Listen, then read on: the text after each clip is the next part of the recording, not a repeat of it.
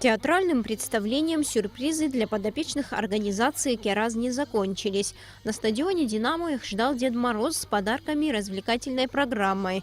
Детишки пели, танцевали и играли все вместе, и даже холод не стал помехой.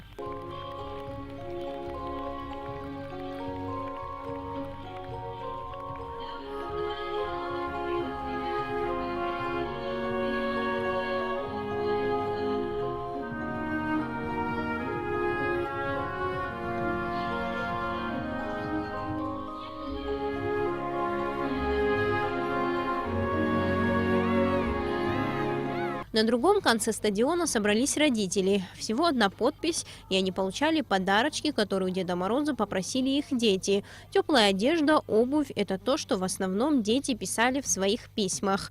Но организаторы акции радовали своих подопечных и игрушками. У меня девочка попросила куклу с коляской, ее мечта исполнилась. Старший паровоз с железной дорогой, младший самолет летающий.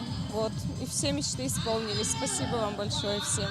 С начала акции «Ассир Хамтас» в Кераз было направлено около 700 писем с заветными желаниями детишек, и все они исполнены неравнодушными людьми. С таким энтузиазмом, с таким желанием, с такой душой были куплены подарки, и письма были все разобраны.